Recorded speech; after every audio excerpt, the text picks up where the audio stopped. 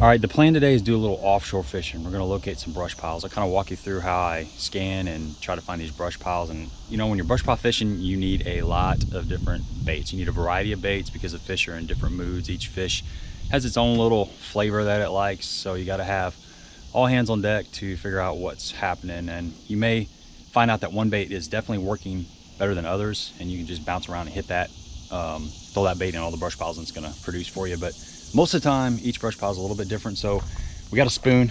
You know, a spoon's gonna be for working over the top of the brush piles, around the outsides of them.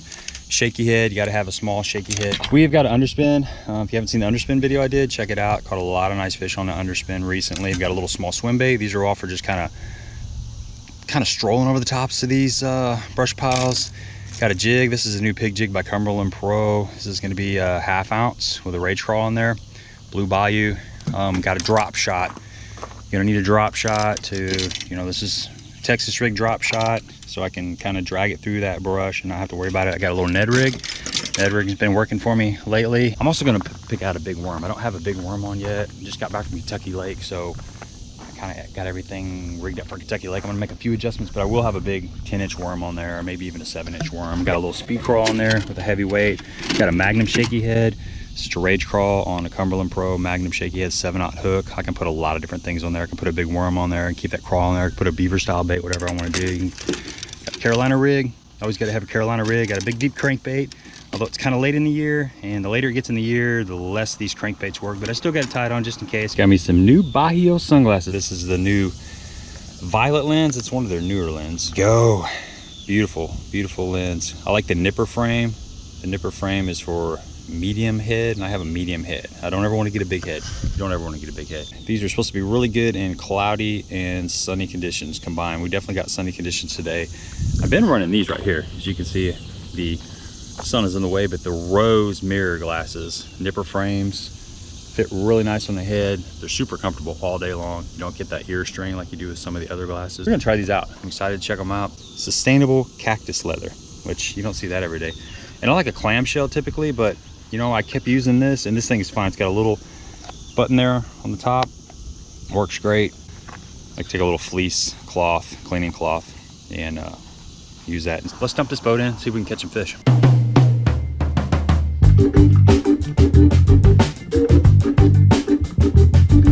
So how do you find brush piles, especially on a lake that you've never been to before? Probably the most obvious place to look is points. Any kind of main lake points, any kind of secondary points, any kind of drops. So I will usually start out on the main lake points. Just idle around, go across the points, go along the drops of the points. And this is a place where everybody drops brush piles. Crappie fishermen use these points, the bass fishermen use these points. So start off idling in those places. And I will usually go through and mark 3, 4, 5, 6, 7 brush piles, and then I'll go back and start from number 1. I mean, if you get a good look at something and you see fish in them, you may want to stop and fish it right off the bat, but it's good to have a little milk run so you can get a feel for how the fish are relating to the brush piles and then what baits they're going to bite. Okay, we're idling out here. You can look on the side scan, you can look on the down scan, and you can see brush pile. Here's a brush pile sitting out here. There's a point that comes out right here, and like I said earlier, this is just kind of off the side of that point. Not really seeing any fish in that, but I'm gonna go ahead and put a waypoint on it. I'm gonna mark both of these and come back and look at them a little bit later. Another thing to take note of is a thermocline. A lot of these lakes get a thermocline. So if your thermocline's in 15, you're really gonna be looking for those brush piles that are like that 12 to 15 foot zone. Thermocline is a layer of water that has bad oxygen content below that. So most of the fish are going to be above that 15-foot zone. So anytime you can find a brush pile that's right at that thermocline, it's just going to increase your odds. All right, you can see right here, these are a couple little stumps out here off the river channel. You can see that shadow. That means these stumps are sticking up off the bottom and the sun is creating a little bit of a shadow. I'm going to go ahead and put a waypoint on these. If you don't have electronics, that's okay. Like I said earlier, just get out on those points, and those are likely places where people are going to put brush piles. Get something heavy like a big Carolina rig with a 1 ounce weight on it, or a 1/2 or 3/4 ounce jig, and drag it around. And that's a great way to find those brush piles. And when you do find those brush piles, look on the bank and get a visual reference point. You can triangulate. If you can find 3 objects, you can really pinpoint that brush pile. But find you a couple objects on the bank, kind of guesstimate how far off the bank you are, and just remember that. Put that in your little hard drive upstairs underneath that hat, and when you come back, you'll know where to cast. Okay, we've got another stump marked right here. I'm gonna put a waypoint on this, and here's a brush pile that I marked last time I was on this lake. We're gonna start fishing this brush pile here and see what happens. But once again, main lake point, just a little bit off the side of it.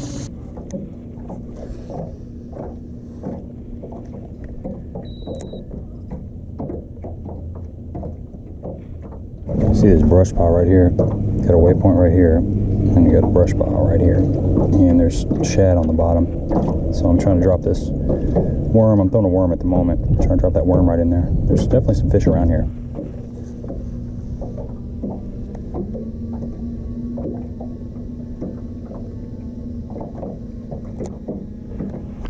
There he is. Drop it right on that brush pile and he grabbed it.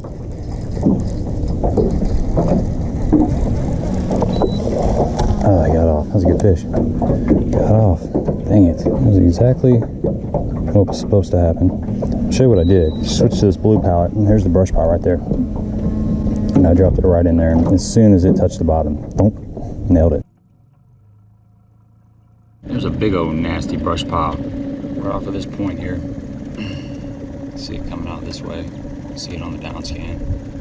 There's some shad in this area. It looks like it's really rough on top. So I might throw the trolling motor down and make a few casts on this.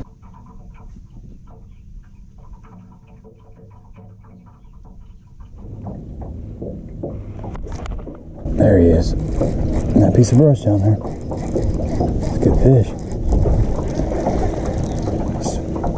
Scattered brush right through here. And saw it off in the distance with my live scope. And that's what happened. Just throwing a little worm. Soft bite, man. Soft bite. You can see right here.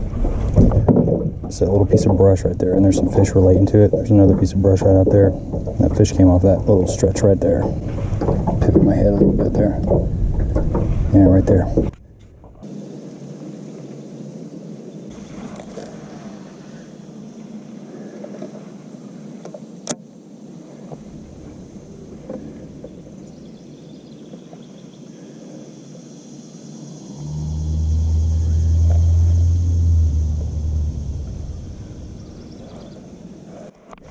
Got him. Just flipped out there to that little brush pile. She grabbed it on the way down. Good fish.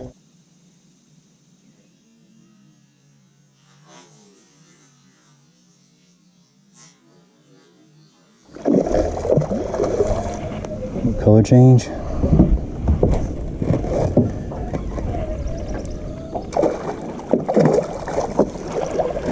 Got her.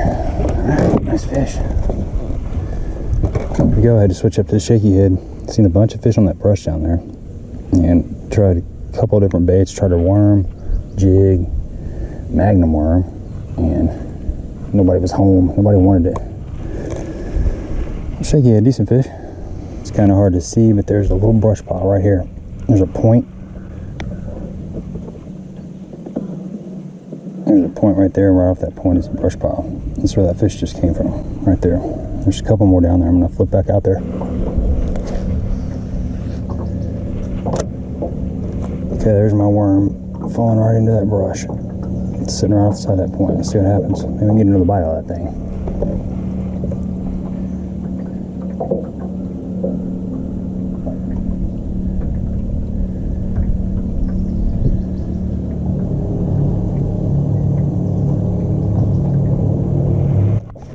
There he is. He's got one. He's got me down the brush though. I think he came off. It's a good idea to hit brush piles from different angles too. I'm coming back on that brush pile through it earlier and didn't get bit out of it. I'm coming from the back side. Sometimes just changing the angle can make a big difference. Just dropped it right in there again. And there's fish in there. Just being finicky. Middle of the day gets tough. Moving on.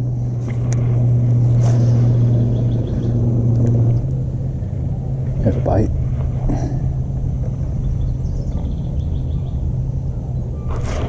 Got it.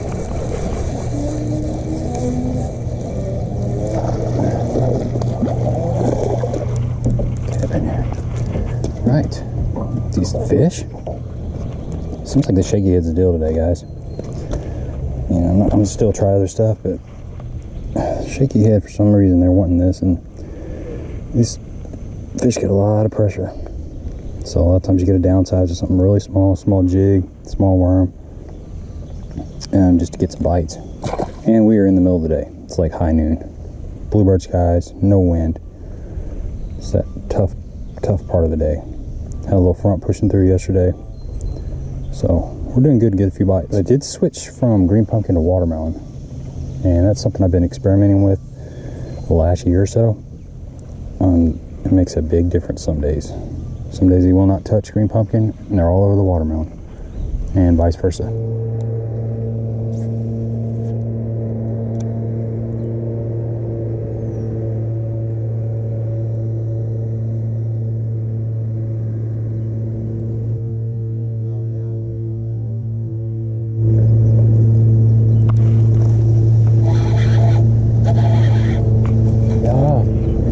You see off the tip of this point here, there's some big kind of logs.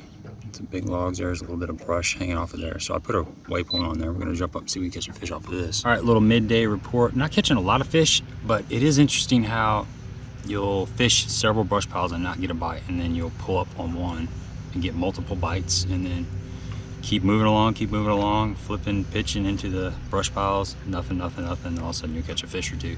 So that's what it's all about. It's about covering as many brush piles as you can find and changing up your bait selection. It seems like they're wanting something finessey today. They're real finicky.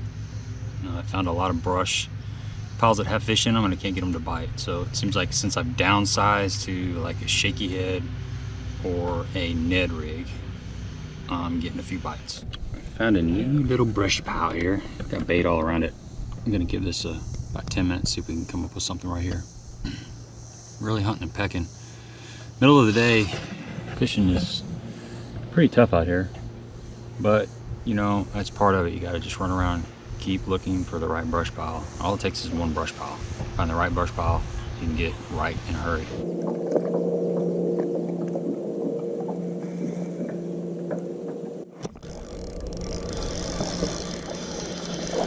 There we go, that's that little lay down. So I lay down on my graph. Pick up a little Ned rig.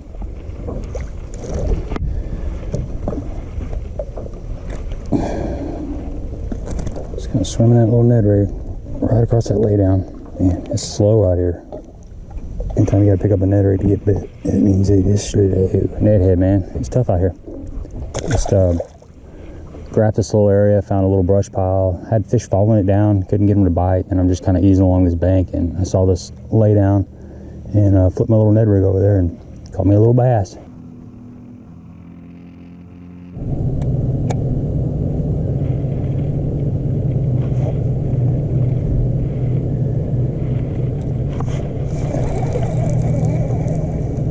Got him. Crappie. Spoon over crappies, guys. Jeez. Just thought I'd pick up this spoon. I saw some fish around that brush pile and they looked very active. And they're crappies. There we go. There we go. Saw these fish busting out here, so I take a little break. It's always fun. There we go. Just throwing a little Kitech. Just a little small swim bait. 3.3. I don't know if this is actually Kitech, but it might be a Rage swimmer. Yeah. Anyway, a little swim jig, a little swim bait. There's more down there. See if I catch another one real quick. This is kind of fun. That's what I'm looking at right here, guys. Just a little school of fish. Can't really tell. I think they're small bass. There's one right there. I missed him. The bait was falling to the bottom, so I snatched it. But right here, we're just casting out, trying to catch some of these fish, about 60 feet.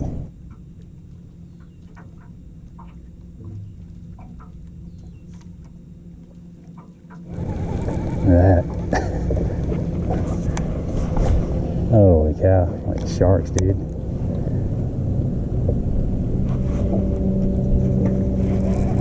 There you go.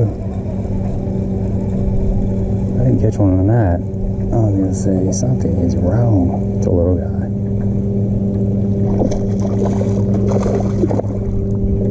Didn't even know he's hooked. Let's get back out there. I think I can catch another one. There he is. Just gotta get it above him. Last couple casts was below him.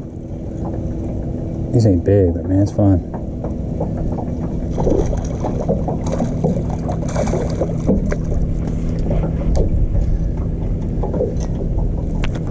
Little swim bait. Just swim bait action. There's more out there. We'll catch a couple more, move on. It's a pretty cool little head. It's a little owner head. It's got a little screw lock on it. A short shank hook. It's about like a 2/0 thin wire. Got the eyeball on there. Just pick these up. I think it's a, no, actually it's a VMC. I'm sorry guys. I believe it's a VMC, but good little hook. Look at that. Craziness. Big old wad of crappie, bait, bass. Smorgasbord.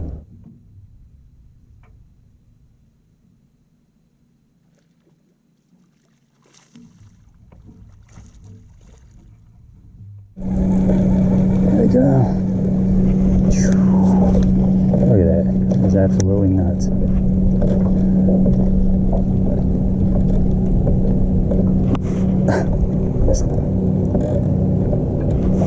Got him.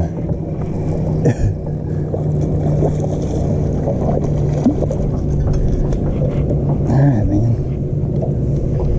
One right after another if you can get it out there quick enough.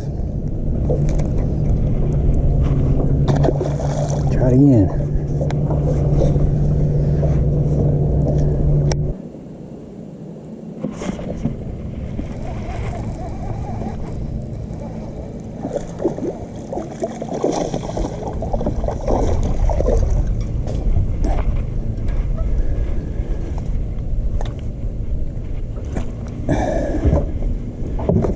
Okay, that was a fun little break.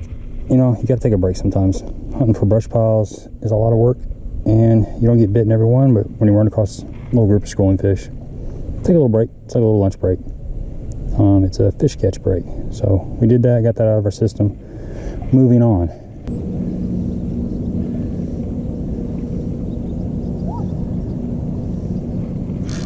Got him. Came out of that brush pile and grab that Ned. Oh, that was a good fish. Dang it. It's the best fish of the day, man. And that little Ned, he came off.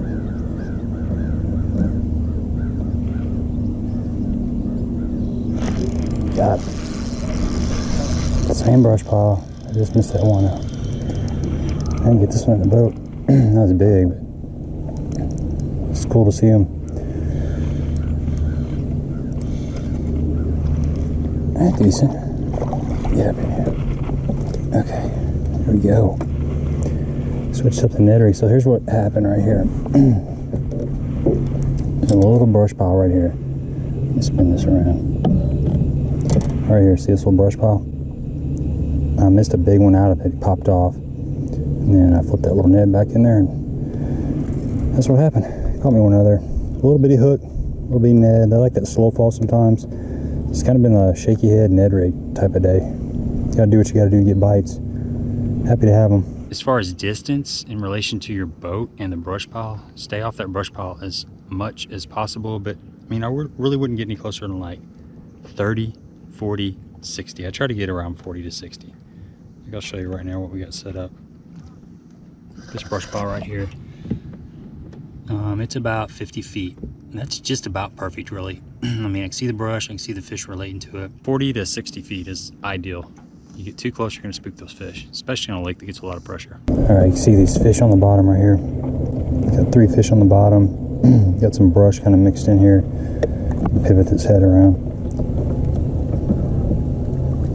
It's got some little sticks, little pieces of brush. Let's see if we can snatch one. There's a little pile right there. There we go. See that? A couple fish suspended. A little bit of brush.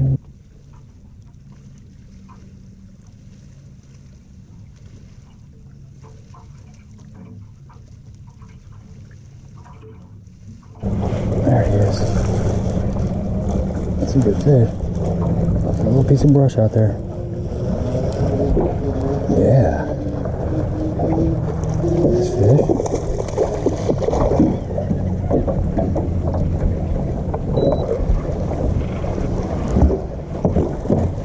Gotcha. There we go. Pretty good solid fish, guys. Nice. So good. Here you go, folks. That's going to wrap it up.